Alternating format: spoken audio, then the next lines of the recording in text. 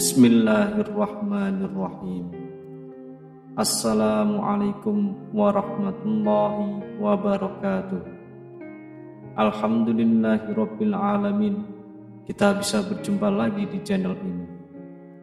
Allahumma sholli ala sayyidina Muhammad wa ala ali sayyidina Muhammad.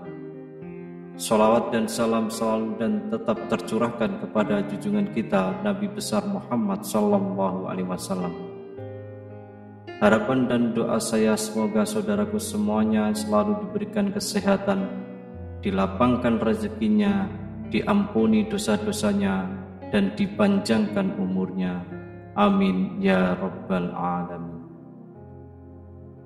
Sahabat beriman yang dirahmati Allah, setiap orang memiliki garis takdirnya masing-masing, baik itu rezeki, jodoh maupun kematian.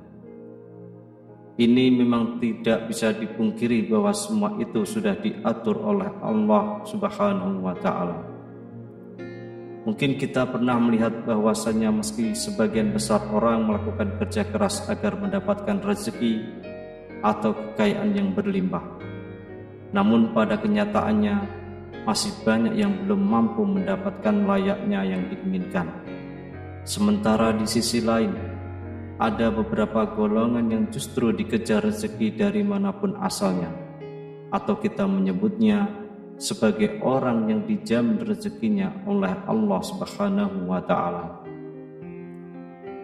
Sebagaimana yang dijelaskan dalam Quran surat At-Talaq ayat 3. Allah Subhanahu wa Ta'ala telah berfirman, dan memberinya rezeki dari arah yang tiada disangka-sangkanya. Dan barang siapa yang bertawakal kepada Allah, niscaya Allah akan mencukupkan keperluannya. Sesungguhnya Allah melaksanakan urusan yang dikehendakinya. Sesungguhnya Allah telah mengadakan ketentuan bagi tiap-tiap sesuatu. Dari ayat tersebut sudah dijelaskan bahwa barang siapa yang bertawakal kepada Allah, niscaya Allah akan memberi jalan keluar dan rezeki dari segala arah yang tak pernah kita sangka-sangka datangnya. Lalu siapa dan apa cirinya orang yang selalu dikejar-kejar rezeki tersebut? Yang pertama adalah orang yang suka bersedekah. Seperti yang kita tahu, bersedekah merupakan hal yang sangat terpuji, karena dengan memberikan sedikit harta dari penghasilan kita, secara tidak langsung kita telah membantu banyak orang. Dan doa orang yang teraniaya sangatlah mustajab di hadapan Allah Subhanahu wa Ta'ala. Mungkin saudaraku semuanya juga sudah mengetahui bahwasanya apabila kita bersedekah dengan ikhlas, maka Allah Subhanahu wa Ta'ala akan mengganti berlipat-lipat, baik di dunia maupun di akhirat kelak.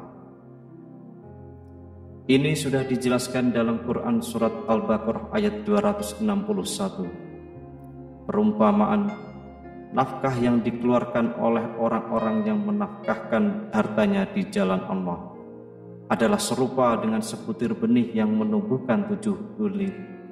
Pada tiap-tiap bulir 100 biji. Allah melipat gandakan ganjaran bagi siapa yang dikehendaki, dan Allah maha luas karunia-Nya, lagi maha mengetahui. Sahabat beriman yang dirahmati Allah, bolehkah kita bersedekah dan berharap Allah Subhanahu wa Ta'ala mengganti sedekah yang kita keluarkan dengan kekayaan di dunia? Itu boleh-boleh saja, selama kita mengharapkannya hanya kepada Allah Subhanahu wa Ta'ala, dan bukan mengharap supaya ada seseorang yang memberikan kita pujian setelah kita bersedekah. Ini yang tidak dianjurkan. Kenapa? Karena kita sudah berharap kepada sesama makhluk ciptaan Allah Subhanahu wa Ta'ala, sedangkan Allah Subhanahu wa Ta'ala sudah memerintahkan untuk tidak menggantungkan diri kepada sesama makhluknya, yang menandakan kita telah menyekutukan Allah dengan sesuatu. Lalu yang kedua, orang yang gemar bersyukur. Sudah tidak dipungkiri lagi bahwasanya apabila kita selalu bersyukur setiap saat, baik ketika mendapatkan rezeki yang berupa harta benda, kesehatan, atau bahkan dalam kondisi diuji dengan sakit pun kita tetap bersyukur, insya Allah Subhanahu wa ta'ala akan menambah nikmat kita dan dengan kuasanya akan mengangkat penyakit dalam diri kita. Alhamdulillahirabbil alamin. Di dalam Quran surat Ibrahim ayat 7, Allah Subhanahu wa ta'ala sudah berfirman, dan ingatlah juga, tak kala Tuhanmu memaklumkan, sesungguhnya jika kamu bersyukur, pasti kami akan menambah nikmat kepadamu. Dan jika kamu mengingkari nikmatku, maka sesungguhnya azabku sangat pedih. Na'udzubillahi min dzalik. Dari ayat di atas sudah dijelaskan, dikatakan bahwa barang siapa yang sering mensyukuri nikmat yang diberikan Allah Subhanahu wa ta'ala, maka Allah akan menambah nikmat untuk kita. Alhamdulillahirabbil alamin. Akan tetapi jika kita mengingkari nikmat yang diberikan Allah Subhanahu wa ta'ala, maka Allah akan mengazab orang tersebut dengan azab yang sangat pedih. Na'udzubillahi min dzalik. Untuk itu teruslah bersyukur dalam segala kondisi dan lakukan setiap hari. Insya Allah nikmat kita akan terus ditambah oleh Allah Subhanahu wa ta'ala. Amin ya rabbal alamin. Yang ketiga, orang yang sering membaca Al-Quran, terutama surah Al-Waqiah. Surah Al-Waqiah memang dikenal memiliki keutamaan dalam hal mendatangkan rezeki atau nikmat. Dalam hadis Ibnu Adi disebutkan bahwa kita sangat dianjurkan untuk mengajarkan surah Al-Waqiah kepada istri atau keluarga dan anak-anak kita, karena surat tersebut merupakan surat yang mampu menderaskan rezeki bagi siapapun yang mengamalkannya, insya Allah. Yang keempat, orang yang sering beristighfar.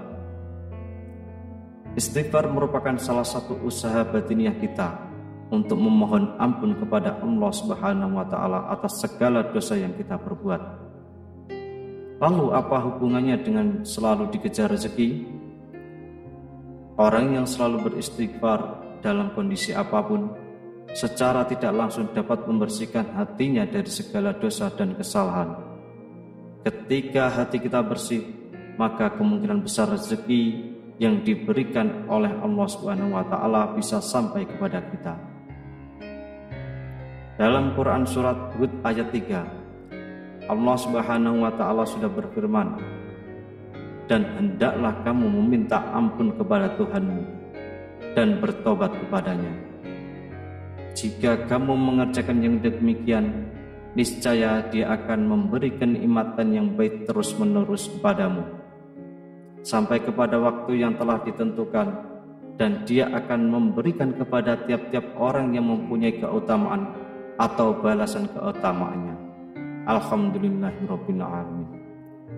Jika kamu berpaling, maka sesungguhnya aku takut kamu akan ditimpa siksa di hari kiamat. Na'udzubillahi min dzalik.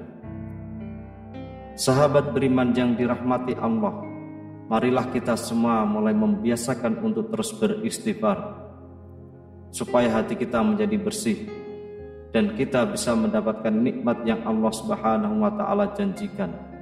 Karena kita semua tahu Allah Subhanahu wa ta'ala menyukai orang-orang yang berhati bersih. Lalu yang kelima, orang yang suka berdoa dan selalu berusaha. Berdoa dan berusaha merupakan satu paket yang tidak bisa dipisahkan.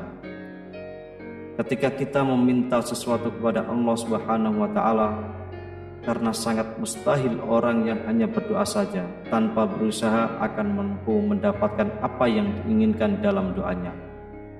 Untuk itu, selain kita berdoa, juga berusaha untuk mendapatkan hasil dari doa yang sudah kita panjatkan kepada Allah Subhanahu wa ta'ala.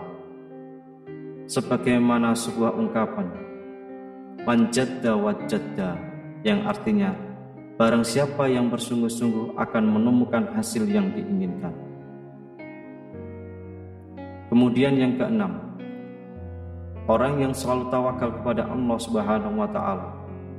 Secara harfiah, tawakal adalah berserah diri dan menyandarkan hati hanya kepada Allah Subhanahu wa taala.